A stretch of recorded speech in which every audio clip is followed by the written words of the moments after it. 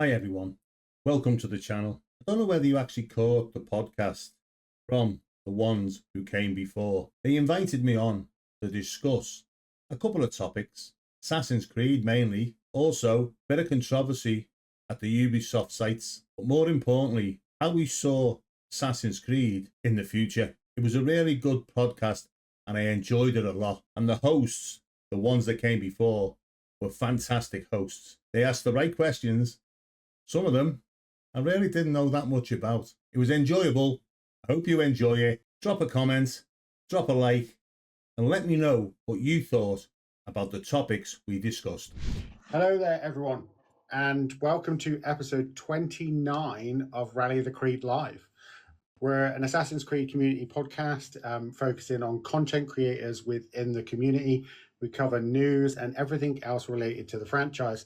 I want to say a massive thank you to everyone who has supported us since our restart of this season. It's been amazing and it's been great fun talking to all the great people. Remember, guys, don't forget to subscribe on YouTube. 84% of our listeners aren't subscribed to us, so don't forget to subscribe. It massively helps the channel grow. But on to tonight. Tonight we are joined by content creators who is becoming a recognizable and respected voice within the Assassin's Creed community, known for his streams on TikTok, his dedication to the franchise, and his content creation on YouTube and TikTok. But is also known for providing a positive and inclusive space for all within the Assassin's Creed community. Please welcome the Scouse Assassin. Welcome in. Hi everyone. Really pleased to be here, James. Thanks very much for inviting me. We love having people on. As I've only been doing Assassin's Creed stuff for about a year now, so it's really good that I get to talk to so many different people and get to chat. Someone who's been doing this since 2007. Yeah, this is. So I've been playing Assassin's Creed since 2007, but on TikTok I've only been doing it the last year. Yeah. So this is great. I get to talk to so many different people, and it's fantastic to pick everyone's brains and see what we all come up with. So on tonight's show, we're going to talk about the Black Flag Resynced. We're going to talk about Hex. We're also going to talk about Ubisoft firing veteran developers. Ubisoft, cancelling a multiplayer mode for Shadows. We're going to talk about a fan favorite portion of the podcast, which is the pitching of an Assassin's Creed game, and a lot more to get into. So, before we get into all of that, don't forget, guys, it takes a lot of hard work to put together a podcast, and the ones that came before have done a really good job. It just doesn't happen like boom and it's there. Check the link below and go and check them out. They're good guys, you know. How are you today? How are you doing? And well, it's been a. I mean, Sunday's always been a sort of quiet day for me, mainly because my wife's a teacher and she has the office on a Sunday because she prepares everything for the following week. But I always get time to do some form of footage, so I can generate a video for posting. Nice. I spent a lot of time doing editing prior to doing anything on YouTube or TikTok. I've only been doing TikTok for just over a year myself. Oh wow! But people don't understand that getting into YouTube and TikTok can be quite traumatic. Yeah, it's a hard grind. Yeah, you know, and I've been at YouTube now for 3.5 years. Oh wow! And I'm still the numbers just aren't getting there. So there's always different twists that you can take. Things you see on Google, things you listen to, things you should do, things you shouldn't do, and it's a minefield, but it's an enjoyable minefield. Oh, definitely. Yeah, but my passion was always editing. Yeah, I used to edit for a couple of creators. You might know one of them, Bad Boy Beeman. Okay. Yeah, and I used to do a lot of Call of Duty stuff. Oh, right, nice. But to be honest, Call of Duty is never my thing. I don't like shooters. It's just not my bag. but I've always enjoyed Assassin's Creed ever since 2007. Yeah. When obviously Altair came on the scene, Yeah. and I've never, to be honest, for many years, I never actually completed one. Oh wow! Right, and it's only since I've been doing the YouTube videos that I've actually completed a game, and now all bar one, I've completed them, and I'm in the middle of. I'm very near the end. I'm on sequence 9 of Assassin's Creed 3. So, is that the one that you haven't completed yet? That's the only one I haven't completed. Oh, wow! So. Wow. So I don't go 100%. That's not my deal. I just enjoy it. Go through the storyline and enjoy the storyline.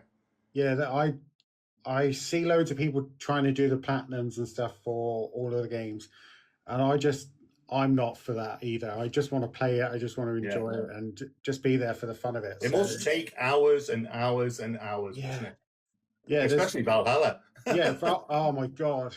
So I've recently just started playing Valhalla again, and I'm already about an hour and a half in, maybe 2 hours, and already I'm like, oh, I don't know if I can do this to myself. I don't know. Yeah, you just know how far you've got to go. Yeah, I don't know if I can put myself through this again. Well, you know what? I got to a point where where you fight Kjotve at the beginning. Yeah. And I get past him. When I first played it, I just struggled and struggled, and I thought, this ain't for me. But you leave it for a bit, then you go back to it. You play something of one of the other games, and you go back to it. You get the skills a bit more. Now I'm a controller player, right? Yeah, me too. Not keyboard and mouse. I've never ever been able to do that. But and you just get the sort of knack, and then they sort of follow through. Just think about the parry. Yeah. Right. One of the hardest things I've found in Mirage was doing the parry. Oh yeah, me too. With that little knife, it's horrible. Yeah, I hate it. But then in the likes of Odyssey, it's fantastic. Yeah. So, one of the things we wanted to talk about was you creating the Scouse Assassin. So, what made you make that jump from editing for people to actually being a content creator yourself? What was the decision in that? What did that look like? Well, I was editing for Bad Boy Beeman at the time, and I just thought to myself at the time, I was thinking, you know what, I could really do this. Yeah. And I'm just thinking, I have this enjoyment of playing Assassin's Creed games, and I thought, all I've got to do is record them, and then I can edit them myself. Yeah, and then I can post them. And because I used to post them on the Bad Boys channel as well for him. So on occasion, so it was a pretty straightforward transition. But I was at the beginning, I wasn't the Scouse Assassin. Oh, okay. I was called Streamers Fanzone. Ooh. Right, and I made a conscious choice about 2.5 years ago that I need to change the name. And, just rebrand it, because first and foremost, I've got to tell you, I'm not a Scouser, although I might sound like one, right?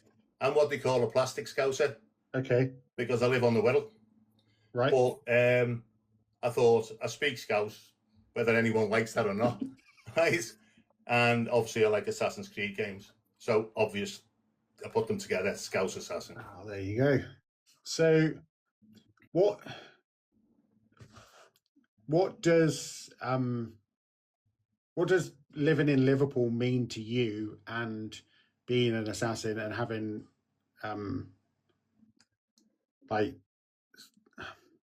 having a connection with Assassin's Creed and Liverpool and stuff? How do you feel about the connection for me is simple, right? For all the Assassin's Creed games, right, there's always some form of travesty, isn't there? Yeah. There's always someone's been killed and they're trying to avenge that and the likes. But in Liverpool, there's a travesty every day, right? And part of life is just getting around it. And we do that with our humour. Okay. More often than not. Because everybody has travesties in their life, but we tend to get around it with our humour. Okay. And it works for us. But the other thing is if you look around the whole of the Merseyside area, particularly Liverpool, and also where I live, there's lots of Gothic buildings, Okay. right? Nice. Really sort of old buildings. I'm not going back. I mean, I don't mean we're going back to the 1500s, but I'm sure there are some of them. Yeah. But if you go back, we've got like a monastery Okay. as well, with the Benedictine monks. They actually had the first ferry that went across the Mersey, Oh wow. and that goes back to the 1500s. So, but that when you look at the buildings and you sort of look to how you play the games and the buildings involved and how you climb up them and whatever else, it really, that connection's there. And it's not that when I'm walking around Liverpool or look, I said I wouldn't mind climbing that. It's that I don't do that, right? First off, because I couldn't. But when you look at the buildings, you think, well, you know, you could see that in an Assassin's Creed game. We've seen them in the Batman film, so why not? Yeah, why not? Yeah. We went to London recently for my daughter's birthday, and I literally was like, "Oh my god, I could climb that. I've climbed that," and that's So I can imagine what it's like. I do whenever we go anywhere. We've got some nice churches and stuff by where I live, and I'm always like, "Oh, I wonder if I could climb that or how I could climb that," and all that. So it would be. And my son loves Liverpool. He's a massive Liverpool fan. He recently went to. He's the sensible one in the family, then. Yeah, he is. Yeah, so he went to Anfield for his birthday and had a walk around and stuff. He really loved that. Yeah. So, but here's the thing for you, a connection for you, James. What you just mentioned. You talk about London, and if you go to London, and you've played the Assassin's Creed Syndicate, you make that association straight away because of the buildings and the statues and the likes that are there. Okay. Also, if you ever go to Rome or the likes, you can always the Basilica, you know, the arenas, all that. You do make that association. Then you can say, "Well, I've actually climbed that." Yeah. Although you were Ezio, you know, but I've done that quite a lot. I tend to go, so in Syndicate I can climb Big Ben. I'm sure I could climb it in real life. Probably, maybe. So. Don't. And my partner is always like, "No, you couldn't." So, but I did it in a game, so I could probably just like, no, just no. No. Just no. Well, here's the thing for you, because you might not know this, but you might do. Have you ever been in the game and been in a situation when you're on the top of a tower or whatever else and got vertigo? You know that feeling you get when you're high up? But I've done that because I've got vertigo. I don't like heights at all. Me neither. I hate heights. But during the game, I get that feeling. Oh, really? Wow. You know, just before you do one of the great leaps of faith. Yeah. That's weird. Oh, wow. It's a weird sensation. So it's a bit realistic. Yeah, I don't like heights either, but I've never had that happen to me in game though. That's pretty cool. Yeah, it is. It's a strange sensation. I bet it is. Yeah. But it just shows you how realistic they are. Yeah, but funny you should say that because my dad plays video games, and we used to play a lot of driving games, and sometimes he would get motion sickness while playing. Yeah. Those car games, so I can definitely see it. So, while we're talking about how you started the Scouse Assassin, what goals do you have for 2026? What's that looking like? Well, to be fair, I've spent at the beginning I was sort of focusing on getting the views, getting the hours, getting the subscribers on YouTube and TikTok, followers. The TikTok one, not so much, because as I say, I've only been doing it for a short period of time, and the requirements on TikTok to get adverts, etc., is quite high. But you can get the gifts during the live stream. And don't forget out there, if you're enjoying this, don't forget to drop a gift into James there. But it's one of those things, and it's not one of them. I'm not open to requesting it. Yeah, you know what I mean. It's probably my age, or so. I feel a bit embarrassed asking for people to drop a gift into me. Yeah, I don't mind asking them to spam the likes and that, because it's nothing. Yeah. But um, but it's not my goal. It never has been my goal to become one of these super duper creators. First and foremost, I'm not good enough. If you look at the likes Not of sure about that. Joe Raptor, Yeah. right, Brad, right, creators like them, and they get to visit all the Ubisoft, startup Yeah, but celebrations and whatever else, don't they? And they get the insights into the game. I've only ever had the sort of the pre-play of one game, and it wasn't an Assassin's Creed game, oh and that really? was Skull and Bones. It's only Okay. one, yeah, but they get them all the time, so straight away they've got to start, haven't they?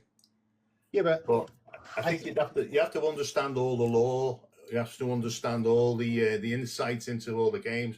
Who made them? Who didn't make them? Who's involved with the graphics? Who's involved with the storyline? I think you have to know all that, th- and I there's don't. there's so much to. Yeah, So I've been doing TikTok for about 3 years. Um, I've been doing Assassin's Creed stuff for probably about a year, just over maybe. yeah, And when I first started, I was trying to find games that people would like to watch. So I played Call of Duty, I played yeah. Fortnite, I played all these different things, and then I was like, oh, actually, oh, why don't I just play a game that I want to play and I want to enjoy? And Yeah. so that's when I started doing Assassin's Creed stuff, and by doing that, my followers just instantly overnight just began to grow. And you've been only doing TikTok for a year, and you're at nearly 5,000 followers. Yeah, That's but fantastic. there's a reason behind that. I think it's to do with I mean, obviously Yeah, live TikTok and the game playing on live TikTok. There's like a core watchers, and yeah, but I haven't always played Assassin's Creed on that. And okay, there's specific games where you know that you're gonna get views yeah, and you're gonna get followers, and plus the fact TikTok's all short, mainly short form, and so you get a lot of followers from that as well. yeah, But Red Dead Redemption always gets a following, always. always gets gifts, always, Oh wow, and it doesn't matter how many times you play it, but you use that as a base, and yeah, you get your followers, and then definitely. the games you want to play, it's you do that, and I always it's one of my go back tos. And my favorite game is Assassin's Creed Origins. I Okay, love the backdrop of Egypt. I love Bayek as the protagonist. He has got hatred in his heart for the death of his son, right? yeah, yeah, And all of them do. They all have something like that. That's what yeah, I was talking earlier on about travesties, and that's part of the basis of any Assassin's Creed game. The battle between the Templars and the Assassins is only second to yeah, the concern that the protagonist has got yeah. within the story. That's Um, my opinion, anyway. yeah, no, it's great because I would. So we tend to do on the podcast, me and Cole, if we're together or with the guest, we do a, a section where we talk about our week and what we've done this week and stuff. So I'm currently doing a video for YouTube, which I've recently started doing at the beginning of the year. Um, it's not going, it's going well, ish. But one of the videos I'm just editing now is I'm talking about the fatigue within the Assassin's Creed community. Um, I Yeah. was, I'd love to know if you've experienced this fatigue with Assassin's Creed or not, or if you haven't yet, or if people in your chat have mentioned that they're feeling fatigued, and why you think that is the case. Okay. I mean, obviously not physically fatigued. Yeah, We're talking about the actual game itself, yeah, the game's fatigue. Well, over the years, right? I think. I mean, I think it shows more recently that there's it's like a dips and troughs. yeah, Okay. I mean, it all depends. Early on, obviously, Assassin's Creed 1 was it just like hit everybody. Yeah. This is how a game should be played, and this is the layout, the graphics, everything about it. Although I'd wish they'd remake that, but there we go. Me too. But then we were just blown away, weren't we, with the Ezio trilogy? Yeah. And I think it just took a massive peak then. But then you go through the games, Unity, Syndicate, and they put a lot into them. I mean, the Black Flag and Rogue. I mean, how many people keep saying, "Oh, Rogue's crap, it's rubbish, it's no good." Yeah. Black Flag's fantastic, and Oh, whatever God. else. I'll tell you now, I enjoyed both. So I didn't really feel, and I think people did with Rogue. They found that drop off, but I think at the time and with Unity as well. Yeah. Right. But and then they sort of moved into this open world RPG type thing, and it was fantastic, in my opinion, because my favorite games are Odyssey and Origins. Well, Origins is my favorite, but Odyssey, and then they switch back to Mirage to go back to the old stealth, and I love stealth. So there's various parts, and I think it's massively open for various types of people. Yeah. And what they like in a game. In one game, you've got variation of different types of playing, and it gives you that option. So I don't think people do get fatigued with it, if you know what I mean. I think the niche may have been. There was a video that I was watching earlier on in the week that was discussing how Black Flag was received at the time of its release, and there was people. He was showing all the comment sections at the time, and there was a lot of people that was like, "Oh my god, just give up with Assassin's Creed already." Da da da da da. And then Black Flag is probably one of the biggest fan favorites right now. Not from me. It's not one of my favorites at all. But I think the fatigue has been there for a while. But like you said, when we jumped from 360 to Xbox One and we got Unity, I think that changed people slightly. And then Unity release wasn't that great.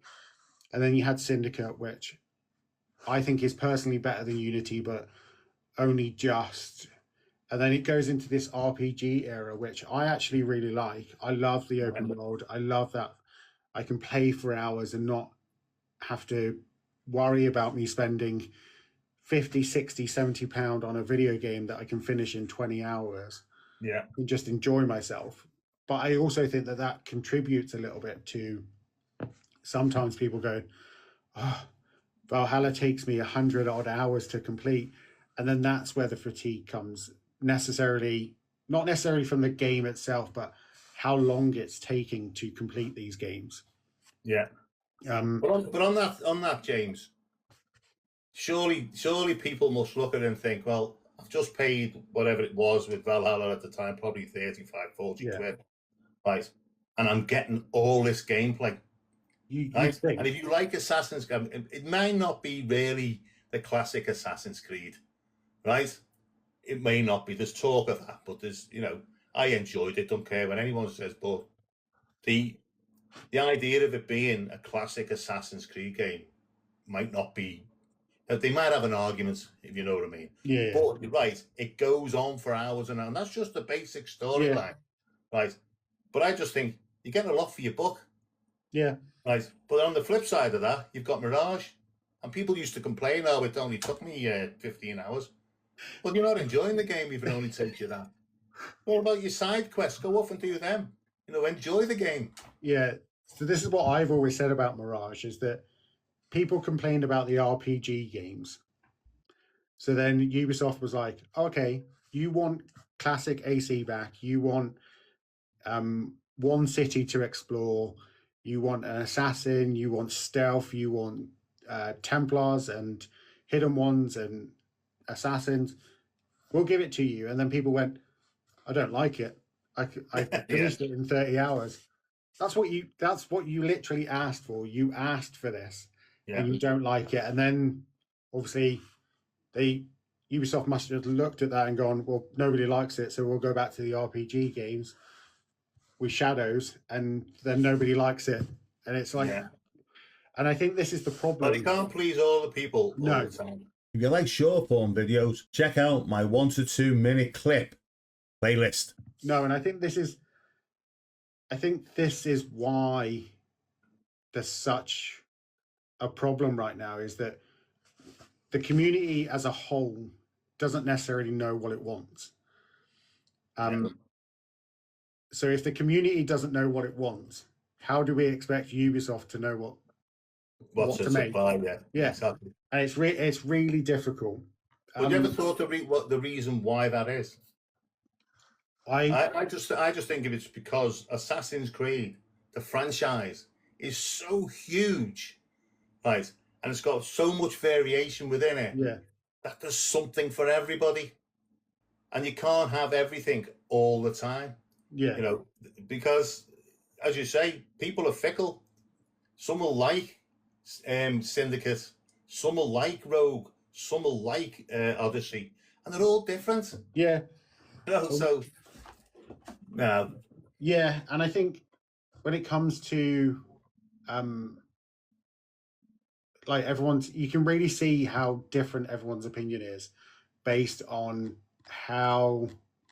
what their favorite Assassin's Creed is, because the best Assassin's Creed is a subjective thing, so people don't really. So you can't. So I think that AC2 is the best Assassin's Creed game, but there'll be someone out there that thinks that it's Black Flag. There'll be somebody out there that thinks that it's Odyssey or it's Origins. And I think we're all so different that Ubisoft tries to cater for everybody, but they can't. Yeah, I think Ubisoft are just. I mean, let's face it. These are the guys that have been there since the beginning. Yeah, not all of them, but some of them have. Yeah, and we're no doubt going to be talking about one of them. Yeah. So, but the fact is, they know best, because I don't think they've disappointed anywhere with any of them. No. Everything's got a part of it that is really enjoyable. And if you are an Assassin's Creed fan, then you shouldn't complain at any of them. No. Because I think they all have their bit. And they've all got stealth in. I've been last one of them. Haven't they? So they have. And you've all got leaps of faith. Come on. I sometimes wonder what people do complain about. So I don't like Black Flag. Particularly Black Flag, for a multitude of reasons, right? But one of them is that Edward isn't an assassin for the majority of the game. Yeah. That's my biggest gripe. But then when you talk to people, especially Black Flag fans, they always are like, well, he becomes an assassin at the end. So, okay, if Bayek became a named assassin, even though he created the hidden ones, you'd be okay with that. If Cassandra became an assassin after the end of Odyssey, would you be okay with that? If Eivor became an assassin after Valhalla, would you be okay with that? And if your answer is no, then you shouldn't like Black Flag, because it's the same. It's literally the same thing. But there is an argument to say, apart from Altair and Ezio, we know about Bayek and the Brotherhood and the likes, but only from the very beginning, in Altair, you never really see that he's becoming an assassin from the beginning. And Mirage, yeah, right. But they tend to have, I've said earlier on, they always have this thing in their life that drives them more than the creed.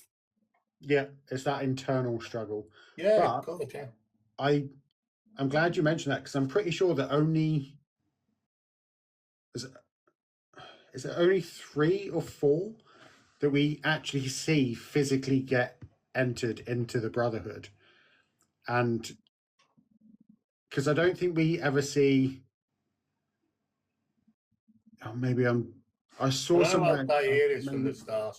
Yeah, and I know that Ezio obviously is through his father and the likes, but I think Arno does when he meets up with the gang underneath the temple, and I'm trying to think. See, I mean, even in Syndicate, there's no actual pinpoint to say that you're an assassin. Yeah, no, there isn't. There's just. But they're always after the Templars. See, that's another thing. They're not always after the Templars in all of them.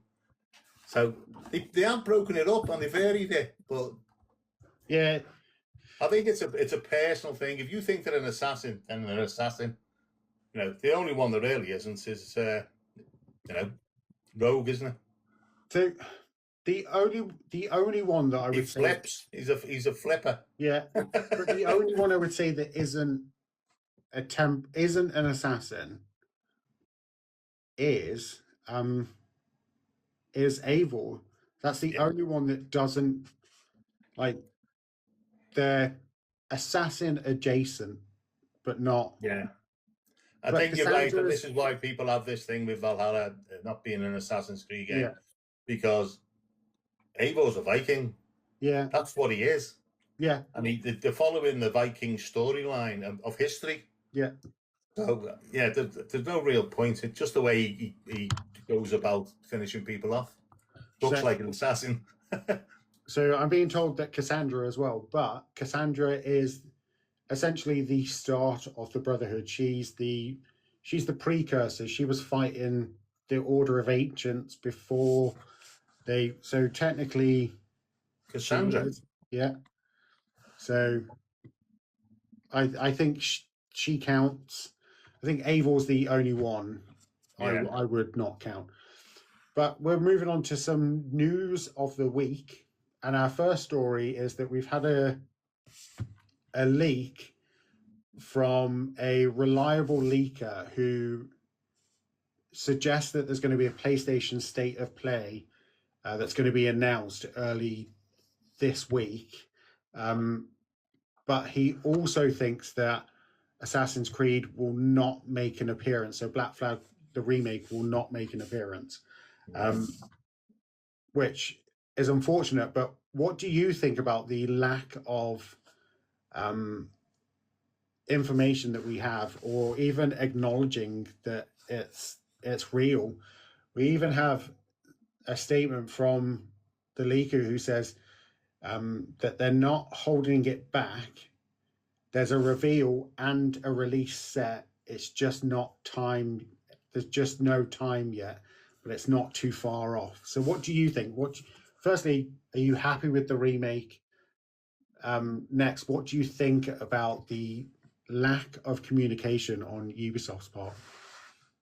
Well, firstly, I'm happy with the remake of any Assassin's Creed game. It's regardless, because the way technology is progressing, it will only make whatever game better graphically, right? Not so much with the AI. I don't want that to take over. Yeah, because it could do anything with that. But in relation to the Black Flag remake, I just think, how long did it take for Shadows to come out? And it was. I mean, you're not talking weeks. You're talking years. Yeah. And if they do it, then first and foremost, they've got a lot of turmoil going on in the company. Yeah. So they've got to sort out their inner problems first, and they've got to get the right team together. I mean, they've got great people. Yeah. But at the moment, that they're not loggerheads with each other, I think. Yeah, I agree. To have a good collaborating team, then they have to sort that out first. Yeah. And that'd have to be done prior to any remake or any new games coming out. And they've also, I mean, to be fair, they've also, stopped a lot of their projects. I believe so. It's difficult it's difficult for the company, it's difficult for the creative people within the company, and it's certainly difficult for the fans. Yeah, To definitely. be waiting and not knowing. Yeah, That's they're the thing. they're not knowing. Because the anticipation of a, as you said earlier, Black Flag is probably one of the favourites. Yeah, and to put it out there that there's going to be a remake, and then it'd be years and years and years before it is. I tell you what, it sort of it gives the same analogy. Grand Theft Auto 6. Yeah, it's the same type of storyline. It's the same thing, and they're just keeping people hanging on. And when it does eventually come out, because I think it will, it's going to cost you about 150 quid. Yeah. I'm glad you mentioned GTA, because it's the last couple of episodes that we've done of Rally of the Creed. We've compared Black Flag resynced to GTA so many times. Yeah. And I personally don't think that GTA will come out this year. No. Only because I think the same as Black Flag is that they are so highly anticipated by their respective communities that they have to be perfect. They have to be spot on. If they aren't 110% perfect, there's going to be outrage and an absolute uproar. And for Ubisoft, they can't afford to have such a balance, just teetering on the edge of whether this game's fantastic or not. So the victims of their own success, aren't they? Yeah, I think they just need to take a second and as you said, they've got to make it right. Yeah, that's the verse. Let's get it right. If it takes an extra year, so be it. But let's get it right. Because they're going to get some criticism no matter what. Yeah, they will. But but they want it to be a blockbuster, don't they? I think the thing is, I think Black Flag, no matter what it is, it will be massive numbers. It will generate so much revenue, but in doing that, it will generate massive amounts of money, and then all of a sudden it will stop the moment that people think that it's bad. So as long as nobody knows anything about it, it would keep generating and keep generating. But the moment people find out, oh, well, this happened, or you can't do this, or you can do this, that will slowly decrease that revenue. So they need to do something big, and it needs to be perfect. You're going to have those people also. They'll say, well, it's not as good as the original. Yeah. So that's always going to happen, regardless of how good it is. Yeah, it will always be the same.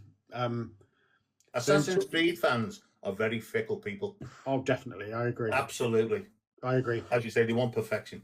They want perfection, but then complain that Ubisoft have never delivered perfection. What are we on number now? It's number 17. Yeah. So we've just spoken that there's so much going on with Ubisoft right now, and they've already cancelled 6 projects. Yeah. We know the Prince of Persia remake. Yeah. They cancelled 3 new IPs, a mobile game, and now it was broken by Zephyrus, our social media manager, earlier on in the week that an Assassin's Creed Shadow multiplayer mode, codenamed League, has also been cancelled.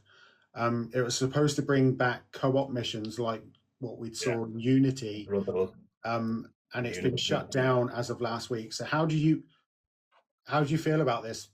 Did you like multiplayer in Assassin's Creed? Well, I never. I mean, there was always the co-op thing within the game of Unity.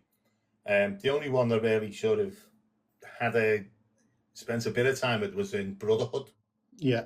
Right. And to be honest, it was okay. Yeah.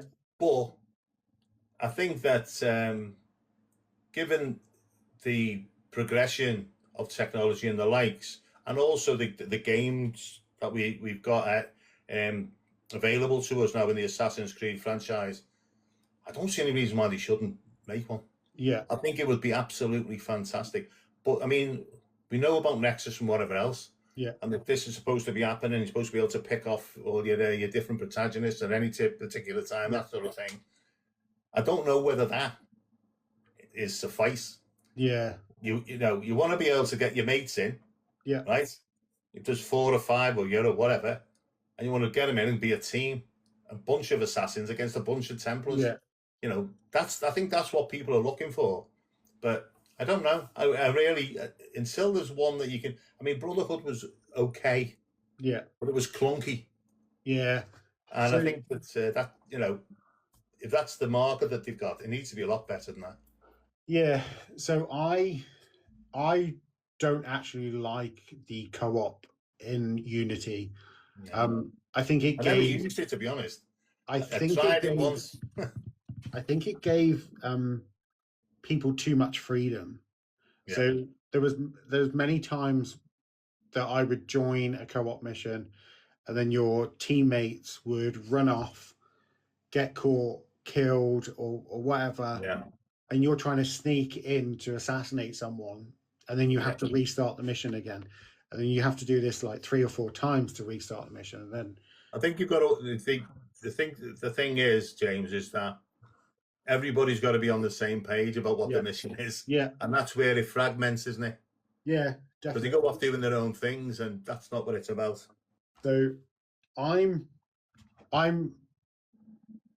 annoyed that again they've cancelled another project, especially for Shadows, which I enjoy. It's one of my favorite Assassin's Creed games. So I'm slightly annoyed that they've cancelled this for Shadows, but on the other hand, I'm also not mad at it. I'm not. I personally don't think that multiplayer has a place in Assassin's Creed, because there are too many variables. If you could do it with friends and friends only, that could be okay. But if you were to do it with randoms, I just think it would. Yeah. It's never going to be like a Call of Duty thing, is it? Yeah, no. It's never ever going to be like that. But and you wouldn't want it to be like that. No. And I think you've convinced me that there shouldn't be one. And the reason why, the reason why, because I think Assassin's Creed is personal. Yeah. Whichever game you play, it becomes personal. It's you against them. Yeah. Right. And it's I think that's the basic of a really good Assassin's Creed game. Yeah. Otherwise, that's love of the game, I think. Our next news segment is that Ubisoft has fired a 13-year Assassin's Creed veteran just days after suspending him for speaking out about the company's return to office mandate. So he was fired because he was suspended, because it was alleged he breached the duty of loyalty within Ubisoft. Yeah. Apparently, he criticised the return to office policies, the closing down of studios. He doesn't like the fact that Vantage Studios is run by Charlie Guillemot, which is the son of CEO Eves, in it. Yeah. Eves, yeah. Citing that he's pretty much only got Unagi Games on his resume. I've never heard of Unagi Games, so I don't. I have heard of them, but really, only like a small. All right. Yeah. So you said that you were a union rep. Yeah. If I was to get this case right, the first thing I would be doing would be talking to David Sean Crump. Yeah. And I'd be saying to him, "What are you doing?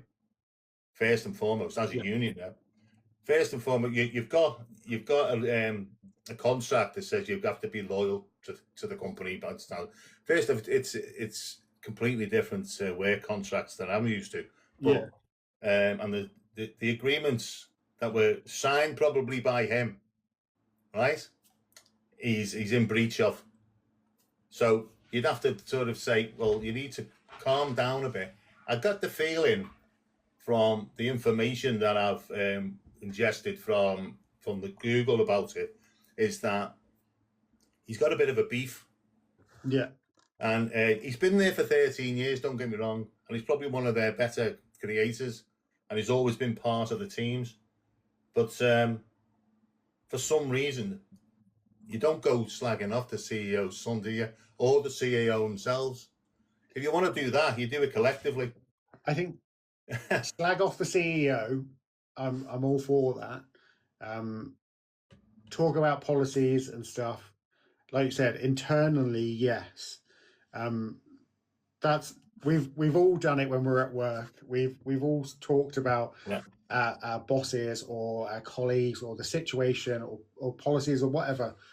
The one thing we've never done is gone to a massive sports news outlet and gone, oh, they should be doing this, or they should be doing that. So yeah, it's really frustrating. Well, he did it through LinkedIn. Yeah, which is crazy anyway. Yeah. Because he just opened it up, hasn't he, to everybody? Yeah. And you know, any business of any sort would not accept that. But I think, I mean, as I said, as a union rep in the past, I would have had to try and sort of diffuse the situation. Yeah. I'd have had to speak to them and say, look, all right, he's had a bit of a beef there, and he's going to calm down now, because I made sure that he's going to calm down. And he needed to have calmed down before he put all this out. Unless, of course, he was getting paid to put all that out. Yeah. So, so we don't know, do we? My question is, does I don't know if you would know this, but as a union rep, would you think that he has a case for unfair dismissal? Unfair dismissal. I think the well, not knowing where was it, Belgium? Yeah. Yeah, not knowing Belgian law and work policies and of the company and the likes. But I would say that he's had a contract he's had to sign, which probably included this loyalty clause, right? And he's probably agreed to that when he got the position, which was probably 13 years ago. I think he worked for the company for 13 years. But saying that, the return to office request, I would find, well, hang on a minute. Well, it's not like they're asking them to go to Tennessee or or Canada or whatever else. It's their local office. Yeah. So I don't understand the beef there really, but don't get me wrong. If you're working from home and you're working on Teams, or I'm sure they have better systems, whatever, right? And you're collaborating with your team that way, and you're getting more throughput, productivity, creativity, and the likes, then I understand his arguments. But the other thing is what's happening. Why do they want them to go back to the office? Yeah. Is there a reason for it? And is it about downsizing? Yeah. Because I think that was in there somewhere.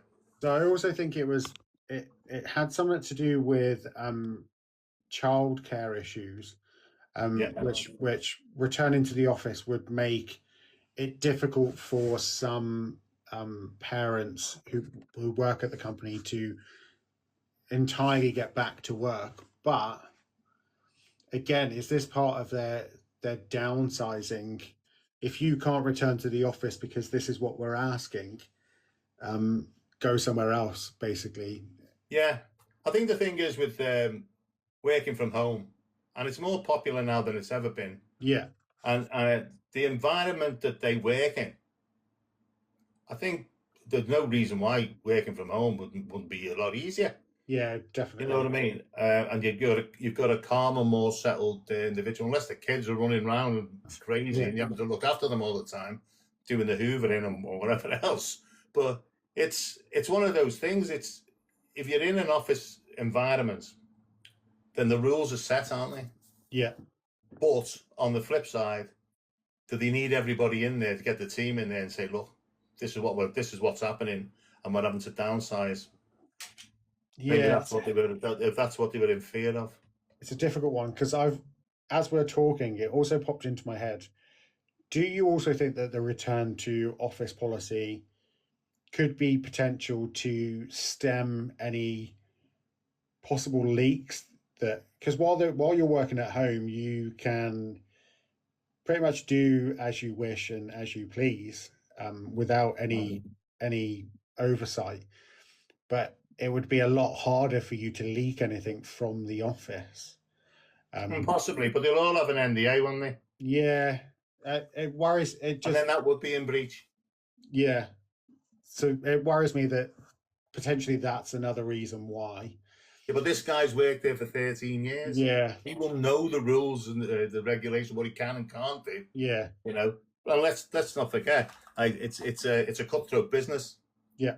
So if he leaks stuff, then he's only doing himself harm. Yeah, and his colleagues, by the way.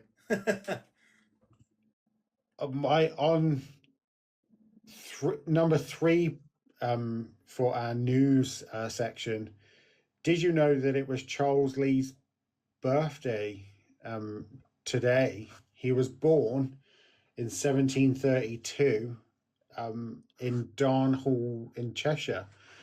I didn't know that. So yeah, so it was his. He's old then. It's his birthday.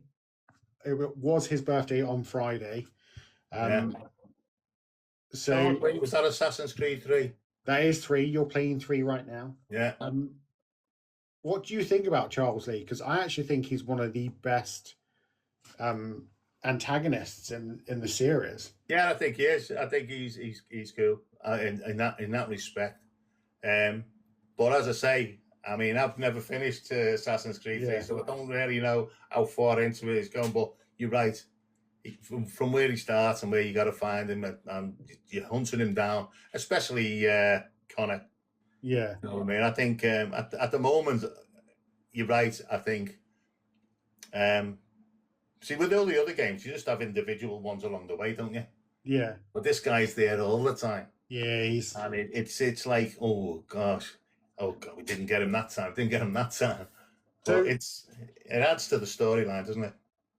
So you said that you've never completed AC3. Yeah. Have you played it before? I played it early when it first came out. Okay. Right, and I sort of fell away from it, which I did with a lot of them. Yeah, yeah. A lot of it was to do with time. Yeah. Because I was obviously working, doing a lot of hours then, and so it was difficult to get game time. Yeah. Although I always enjoyed playing them when it did. Plus the fact I wasn't as good then as I am now, because you get better as you play, don't you? Yeah. So all of them, I played a lot of them, and I only played parts of them, and it's only over the last couple of years that I've actually completed nearly all of them. So that's just because I've got that much time on my hands now, being retired. So what did you think about the what did you think about the twist of Haytham at the beginning of AC3? Because I thought that was fantastic. I thought it was well written. I didn't see it coming. I thought it was really good. How did you feel about it when it first? Well, to some extent, I didn't expect it. Yeah. And I was a bit disappointed, to be honest. Oh, okay. Because I thought he would have made an absolutely fantastic. But saying that, afterwards, you realise, and the story went great after that. Yeah. You know, I just didn't. I didn't see that coming. Yeah. First, and when it did happen, I just thought, this guy's going to be great in this storyline. You just knew it because of his what's a word? Quintessential English accent. Yeah, yeah. I think it adds to the character. Definitely. The fact that they didn't agree with the British, really. Yeah. But he's more, the Templars were right, the British were wrong, and everyone else was wrong. But I just think his way, his mannerisms, it's just how you'd imagine him it would have been at that time. I also think that this is something that, so I don't know a lot about American history, but this is something that we tend to forget, is that when you mention Charles Lee or Alexander Hamilton or Washington or whatever it might be. Yeah. They're not really American. Like Hamilton and Charles Lee were born in England and then went over to, and you wouldn't think of Charles Lee as being a northern guy. So it's really great how they, like, even in AC3 he has an American accent. He doesn't have an English accent, I don't think. No, you know, it's a bit of a northern accent. No. Yeah, I don't even think it's a northern accent, to be honest. No. But it's what the one thing about the franchise is they do nail the history.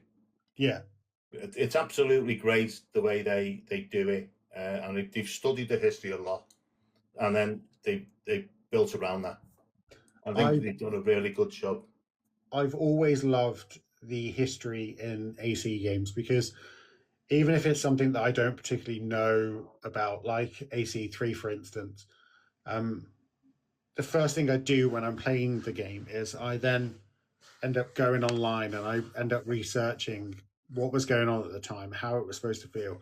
So then when you play these games, you're like, oh, actually, yeah, this feels good. This is what was supposed to happen. And so I've always loved Assassin's Creed for that reason. Yeah. I've never ever got into that side of the game. Yeah.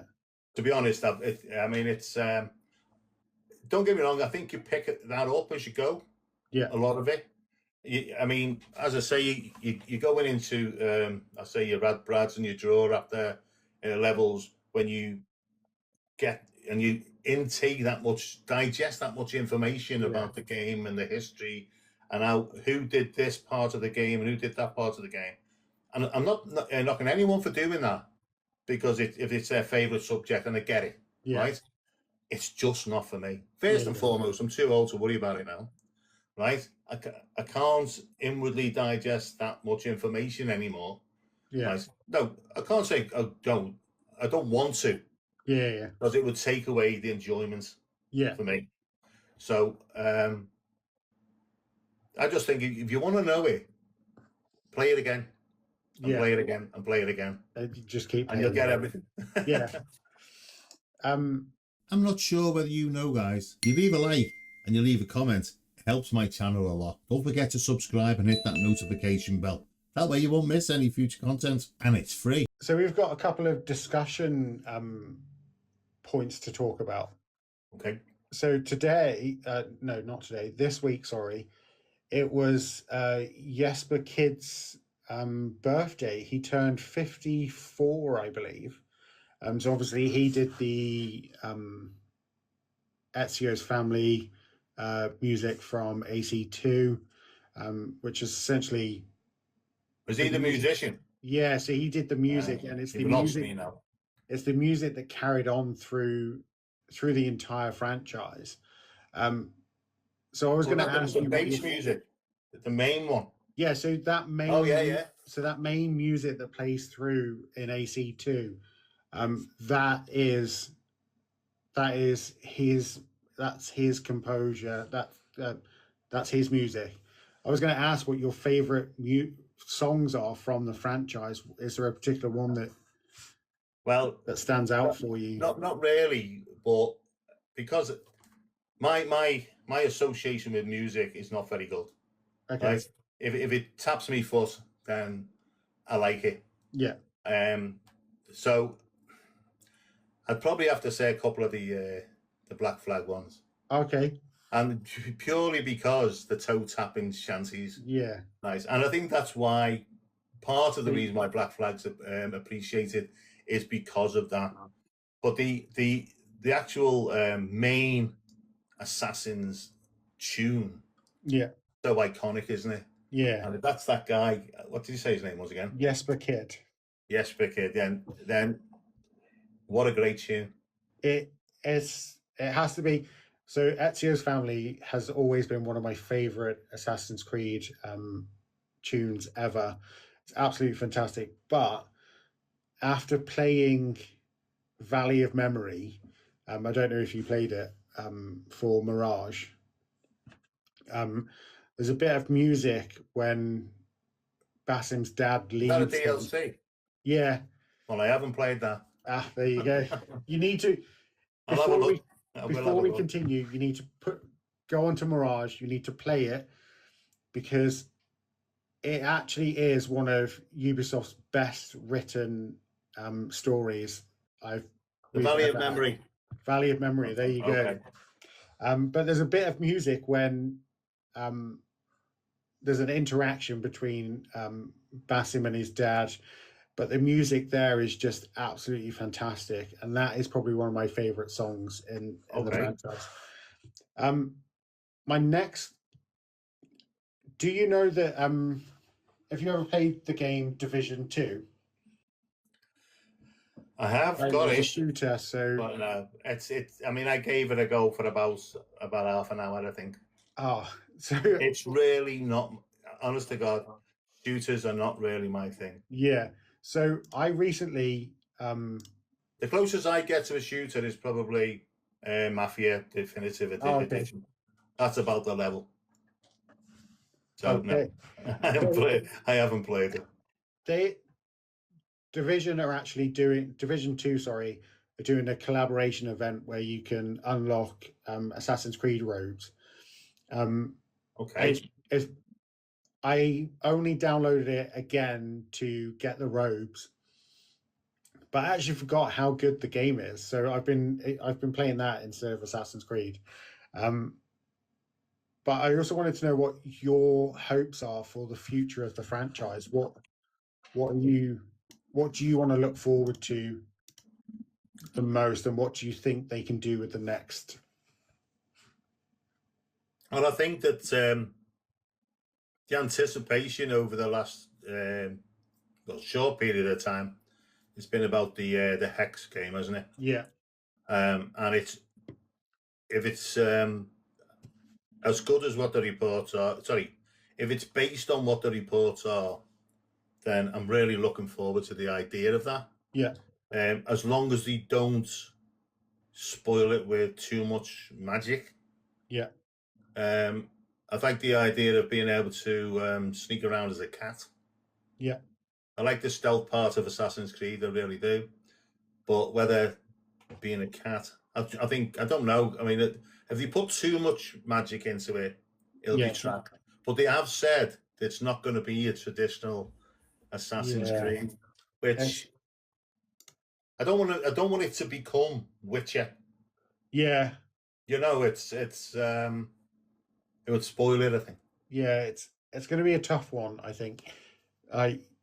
If we can't, how they work out this magic system into Assassin's Creed lore is going to be really difficult, and that's the bit I'm worried about as well. And a couple of our regular listeners are worried about that too.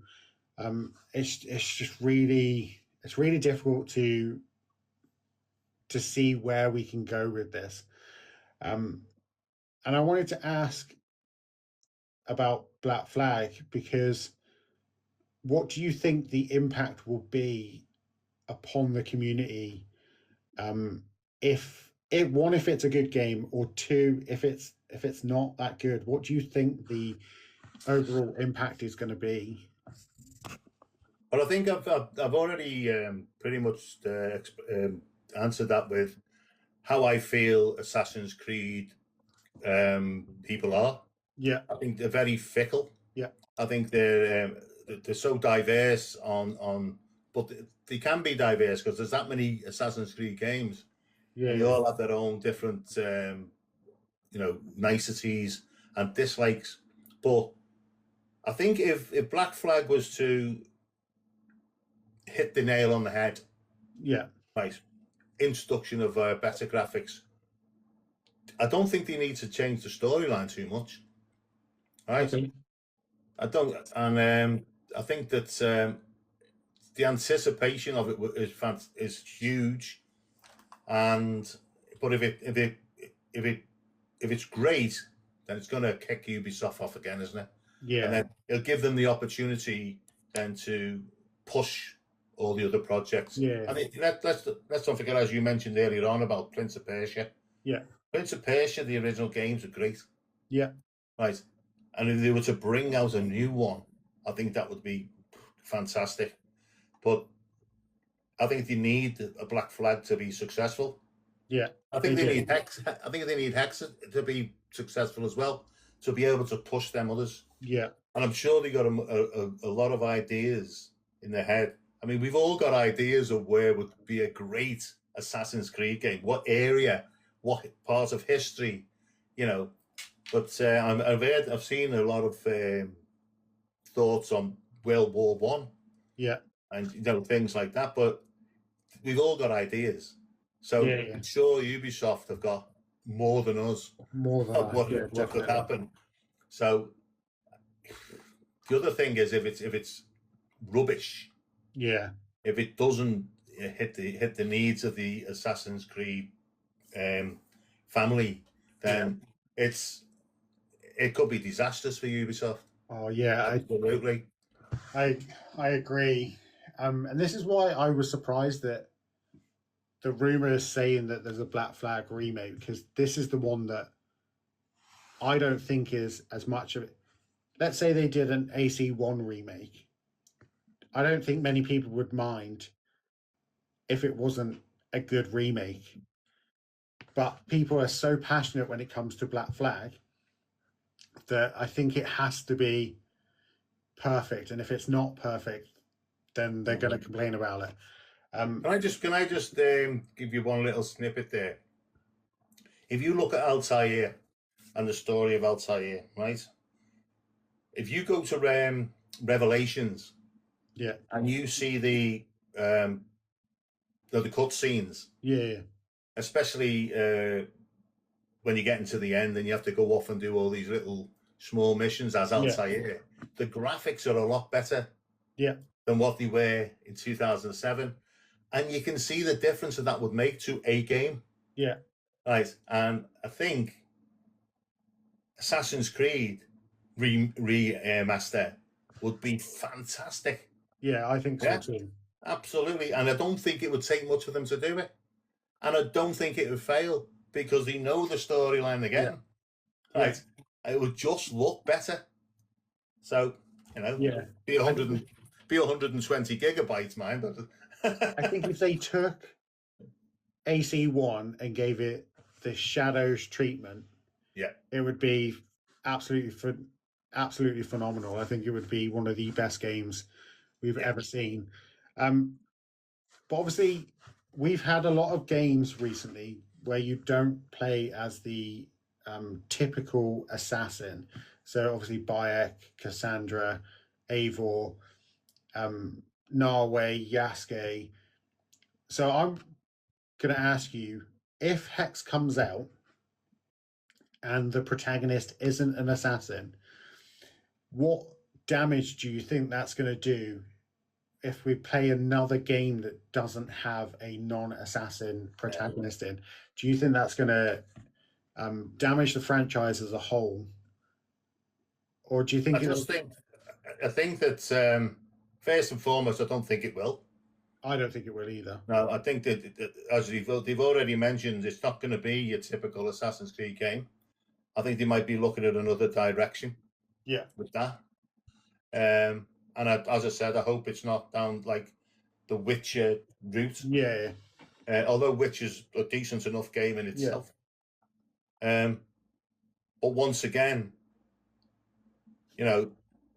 the people that it's the franchise has gathered over all these years, they're just going to shoot themselves in the foot. Yeah. And because their fan base, whether they like it or not, are Assassin Creeders.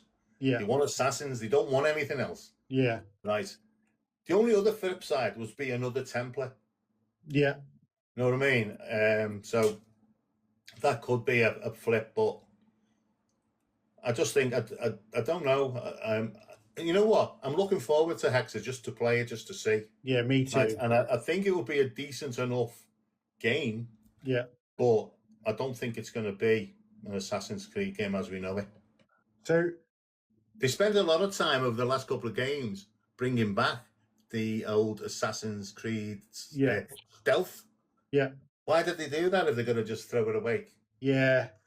I think now that they've done stealth like Shadows, I don't think you can go back now, because for me, Shadows has the best stealth. So to go backwards now, where we can't go prone, we can't crouch, we can't do these things. The lighting doesn't affect us. I think would be a massive step back.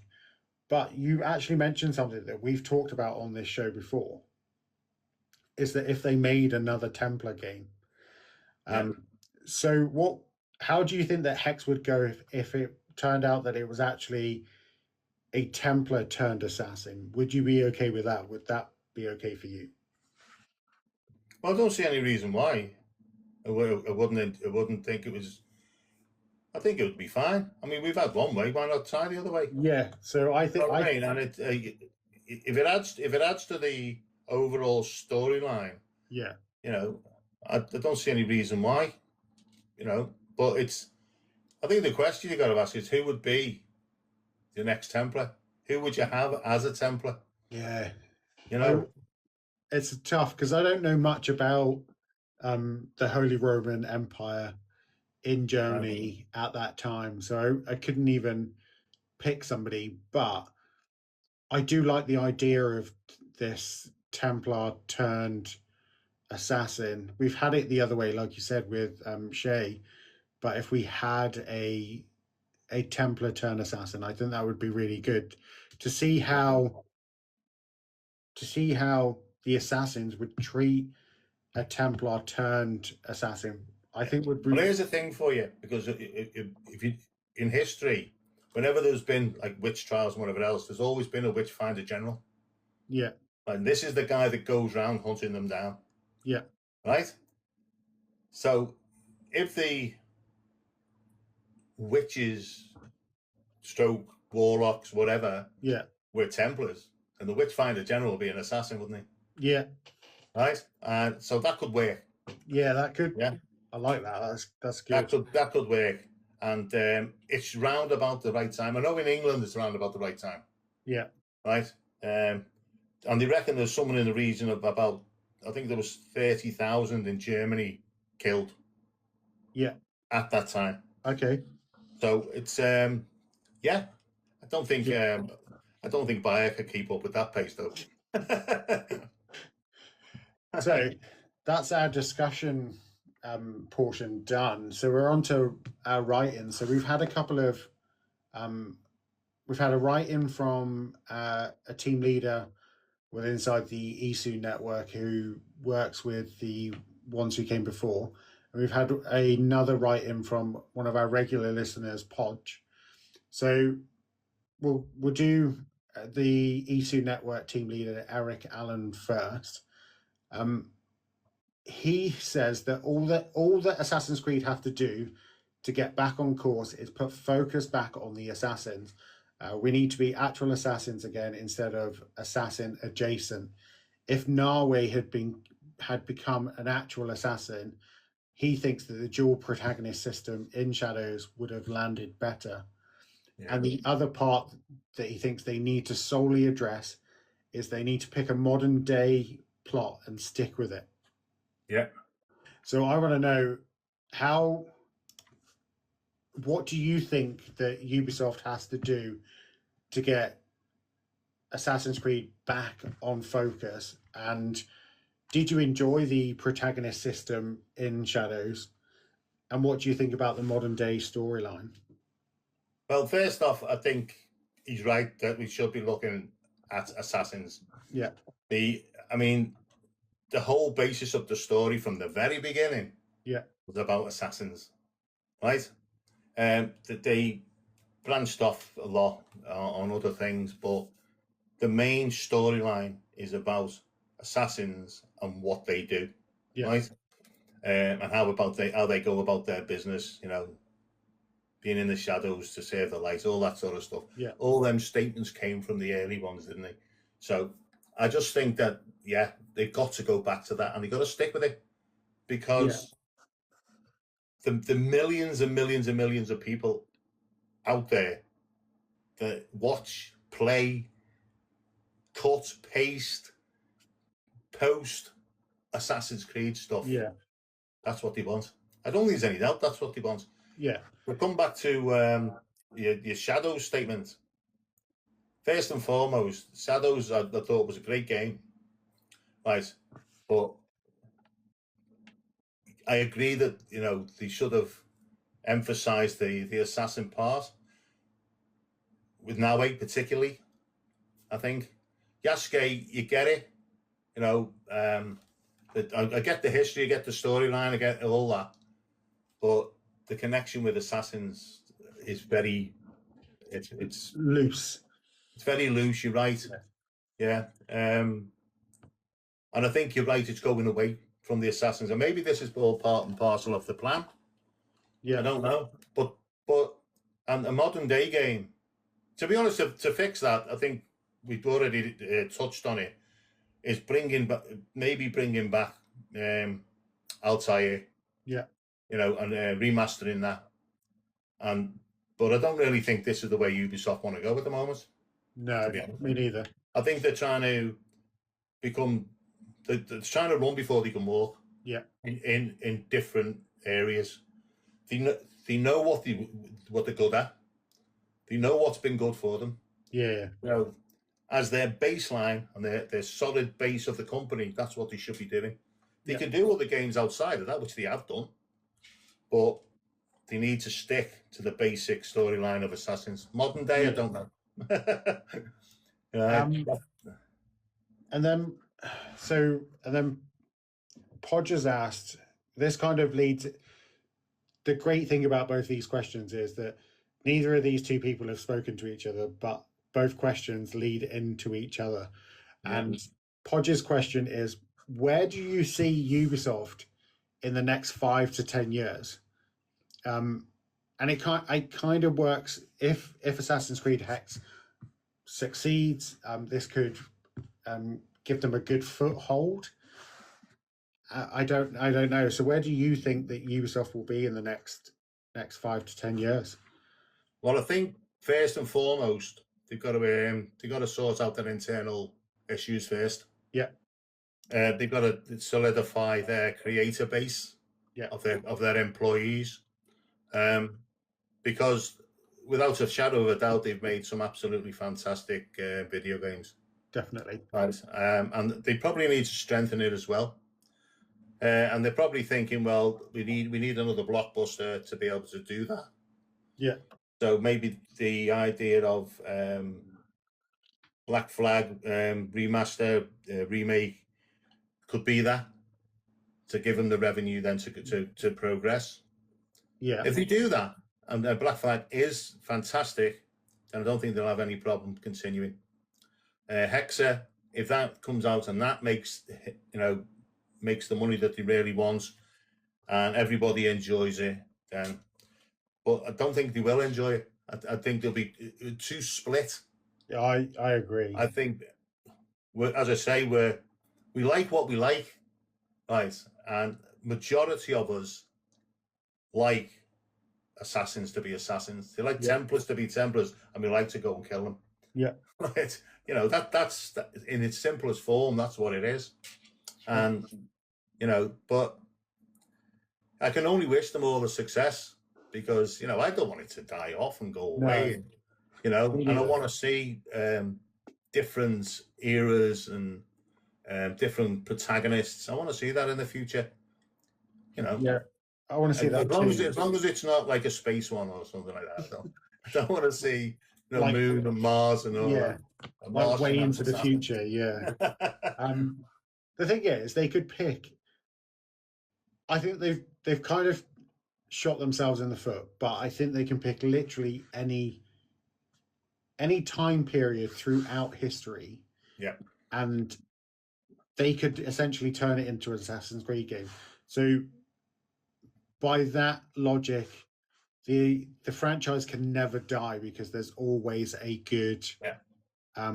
There's always history. There's always history. So there's always something. But how many Templars did you see in Shadows? Oh, I think there was like 4 or 5. I think, which is 4 crazy. or 5. How many did you see in the Ezio trilogy? Oh, I can't even. Yeah, it's so I. It's that feud. It's the feud between them, and that's the mix that's required. Yeah, they're the ingredients you need for any great Assassin's Creed game. I think so. You've got to have stealth, and you've got to have the leaps of faith, and you've got to have all this great jumping and parkour and whatever else. That's the aesthetics of the game, right? But the main mix is Assassins against Templars. Yeah, I agree. So that kind of leads me on to a fan favorite of the podcast, which is a pitching of an Assassin's Creed game. So we either ask our guests to pitch a AC game, or we come up with an idea ourselves and we discuss it. So we've talked about Aztecs, we've talked about Australian outback, we've talked about Scotland, we've talked about loads of different places. I want to know. We've already been to Scotland. But we went to Scotland in Valhalla. So we did, but the Scotland one was a whole, like the first brand new one. Yeah, like a War of Independence, Assassin's Creed with William Wallace. Yeah. So William Wallace, that'd be good, yeah. Yeah. So my question is, if you were to make an Assassin's Creed game, where would it be? What setting would you use, and how would you have it play out? Oh, that's a good one. We were talking earlier on, and what was going through my mind was Mongolia. Okay, we talked about that last week. That was good. And just the idea of all the elephants coming over the hill. Yeah, that'd be great. That would be good. But who would be the assassin and who would be the Templars in that? I don't know. I think you have to be, given the fact of the origin of Templars in history, majority of them do come from the likes of Europe. Yeah. Right. So Portugal and Spain and the likes. So you could look at Lisbon, you could look at Madrid, but unfortunately, the more and more you make of them, the more and more it becomes repetitive. Yeah. So I think this is why they diversified to like Japan and the likes. But I think also the Japan thing might have been to do with what was it called? The Yotai game. Ghost of Tsushima. Yeah. Ghost of Tsushima, but Mongolia would be good in that ilk. But I would always stick Europe. Okay. I mean, I'm trying to think now. Yeah, I think maybe. Well, they're going to go to Germany, aren't they? I think So So I mean, the Templars are always around that area, but they even. I mean, Templars even got to Canada, So. The Templars got everywhere. Then you've got the you'd have the English involved as well then. Yeah. So there's a lot of history there. There's a commenter in the chat. Dominic says that, what about Newcastle in the year 200? Yeah. I don't think they had deep fried Mars bars then. So that Dominic Layton.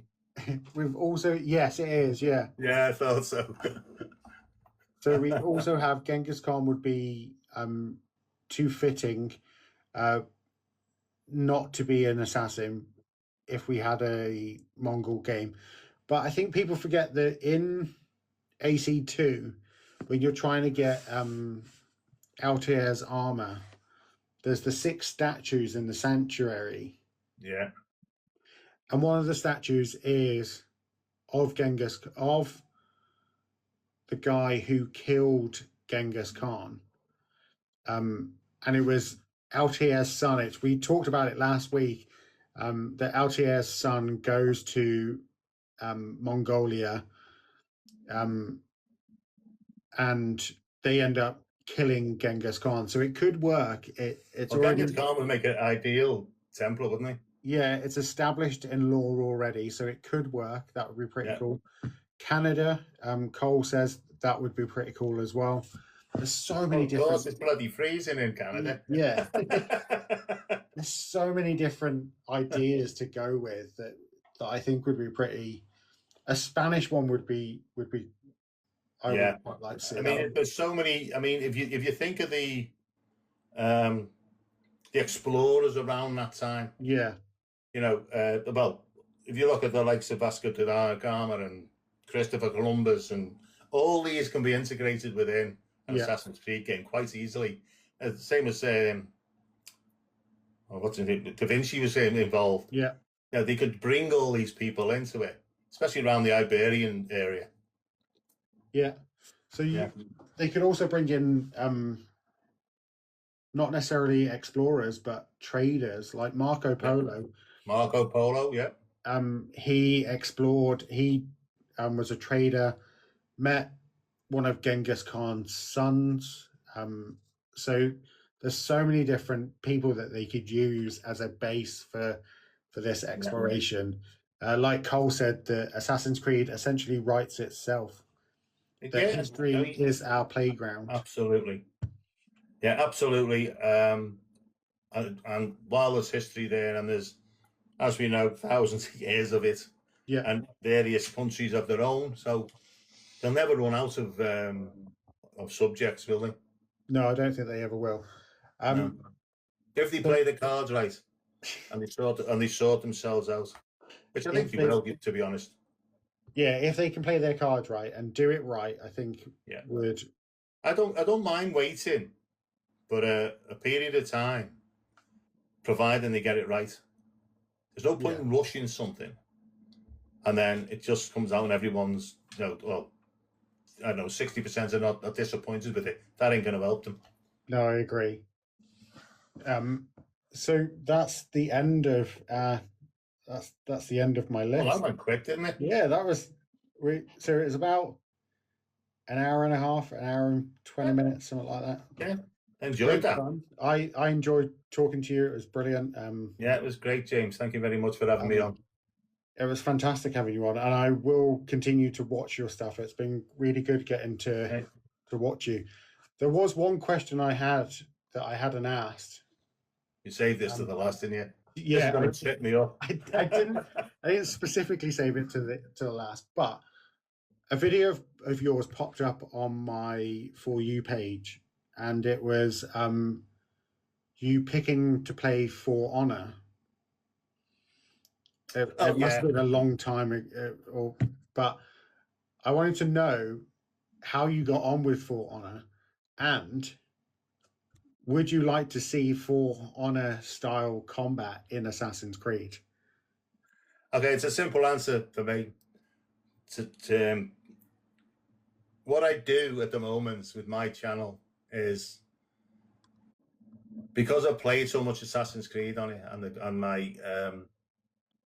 my content is a lot of Assassin's Creed. Yeah, I try to diversify a little bit on occasion, and I've played a vast amount of games, and I've got a lot of playlists on my channel, particularly on YouTube, obviously, and so I try other things.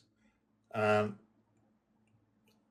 Honor is one of them at the moment, and I've only played the introduction to it. Yeah, I haven't really started the storyline of it yet. The actual the battle of it, I mean, I don't see any reason why it wouldn't fit in. I don't think it's any different to Altair or Ezio fighting with a sword. Yeah, but it's more like a knight's swords. Like that. It's and axes, and they'll always fit into Assassin's Creed, won't they? Yeah, definitely. But I don't know when I'm going to go back to it, or whether I am. Oh, okay. It was suggested to me on a TikTok live stream. Okay. And I thought I'd go and give that a look. It was reasonably priced, so I thought I'd buy it and just give it a go. And I do that a lot. Right. What's the name? Mafia Definitive Edition. It's quite old though. Yeah. And I didn't even know they existed until someone mentioned them to me, and then went on. And I liked the first one, I liked the second one, and I hated the third one. Oh, I liked the first and the second one.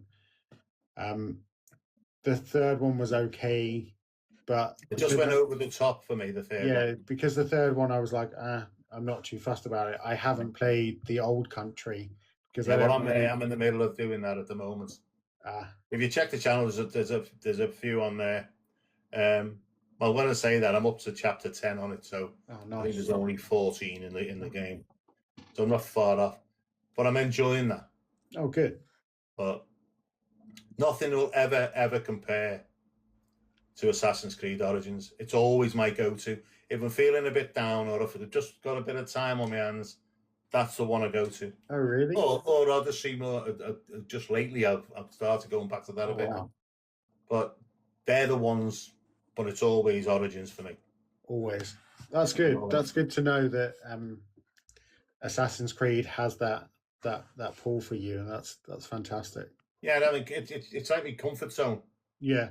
You know what I mean? It's like, people like chocolate cake, and that's what they go to when they're feeling a bit down on themselves. But that's but I'll have a go with anything, absolutely anything. I don't mind. So I've literally played. I think I've played almost every Ubisoft game or franchise at some point. I don't know. There's just something I just enjoy playing their games, and it was something I didn't even realize until I was going through my library on my Xbox. I was like, oh, there's actually quite a lot of Ubisoft here. Yeah. You don't actually realize it until you look at it. But I enjoyed Star Wars Outlaws. Not many people did. I enjoyed Assassin's Creed, Shadows. Yeah, I just like playing video games. What do you think? When you say you enjoy Shadows, do you think that's your best? Do you think it's not the best? It's in my top favorite. 3. That's your favorite.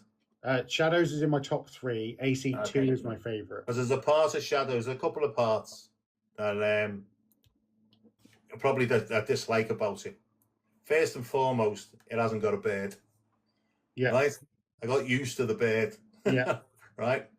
And the other one was the storms.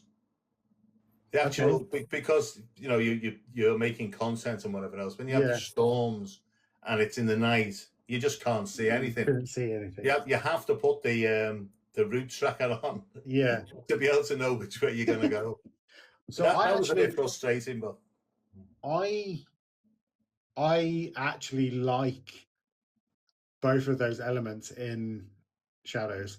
Okay. The other thing is climbing.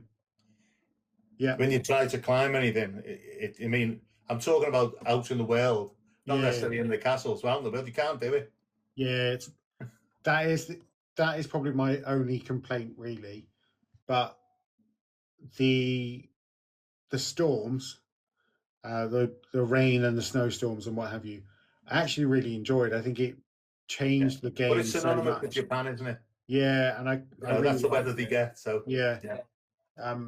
And I think we'd become too reliant on the bird, and I think people forgot how to use eagle vision before the bird. So I actually quite enjoy that. I like them both. Yeah. Right. And I think Assassin's Creed without either of them, would be, well, I know people don't use it a lot, or some people don't, but it just makes it a little bit more difficult, doesn't it? Yeah, definitely. So guys, that is the end of this episode. Will I not get a plug? You will do. No, I mean for myself, I think. You will do. We've got a section down at the... Don't worry, I haven't forgotten. So, before we go, guys, we are ranked on Google. You can find the episodes and clips on YouTube, Spotify, and TikTok. One way of supporting the show is to rate us on Spotify, get involved in the comments sections on YouTube and TikTok, and we'll always reply, do videos and whatever, and we'll talk about it on future episodes of the podcast. You can also get in touch with us via the contact page on the Ones Who Came Before website in the top right-hand corner. And our next episode is episode 30, and that is a Valentine's Day special on the 10th of February, which is Tuesday, and it will be with myself and Cole. I want to say a massive thank you to everyone who's been listening, all the gifts, all the follows. I've been seeing a lot of followers. That's great. That's fantastic. And before we go, the Scouse Assassin, where can people find you? Okay, well, predominantly I'm a YouTuber. I only do TikTok part of the time, but at Scouse Assassin on YouTube. If you like Assassin's Creed, I've got all the games there. If you like them, go and check them out. There you go, guys. Head over to YouTube at the Scouse Assassin and go subscribe. You will not be disappointed.